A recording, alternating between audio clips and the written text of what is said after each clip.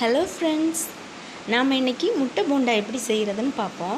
முட்டை போண்டா ஒவ்வொருத்தரும் ஒவ்வொரு விதமாக பண்ணுவாங்க. நான் பண்ணுற என்னோடய ஸ்டைல் குக்கிங் எப்படி இருக்குன்றதை நான் போட்டிருக்கேன். ஒரு கப் கடலை மாவு விடுங்க. அப்புறம் கொஞ்சம் வெட்டின பச்சை மிளகாய் இடுங்க. அதுக்கு ரொம்ப பொடி பொடியாக வெட்டி எடுத்துடுங்க. அப்புறமா ஜீரகம், கொஞ்சம் மிளகுத்தூள், மல்லித்தூள், கரம் மசாலா, ஜீரகப்பொடி, மஞ்சத்தூள், அப்புறமா உப்பு, இவ்வளோ எடுத்துடுங்க. சரியா? உங்களுக்கு எவ்வளோ காரத்துக்கு ஏற்ற மாதிரி எடுத்துடுங்க.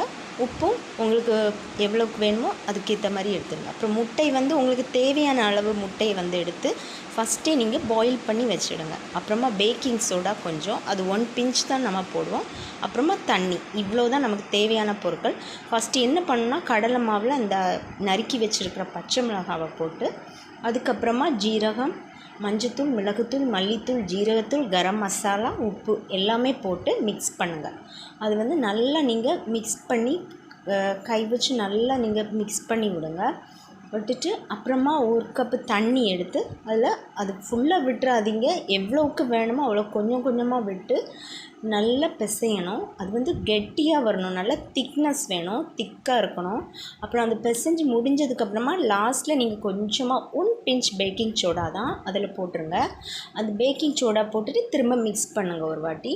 அதுக்கப்புறமா நீங்கள் கடாயில் சூடுபடுத்தி அதில் எண்ணெயை விட்டு நல்லா சூடாக்க வைங்க. நல்ல சூடு வரணும்.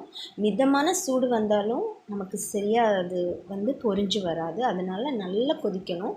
நல்லா கொதிக்கிற அளவுக்கு வேண்டாம், ஆனால் கொஞ்சம் சூடு நீங்கள் கை வச்சு பார்த்தாலே தெரியும். அதுக்கப்புறமா நீங்கள் அந்த முட்டை இருக்குல்ல, அதை அந்த கிரேவியில் மிக்ஸ் பண்ணி அப்படியே நீங்கள் முக்கி எடுக்கணும்.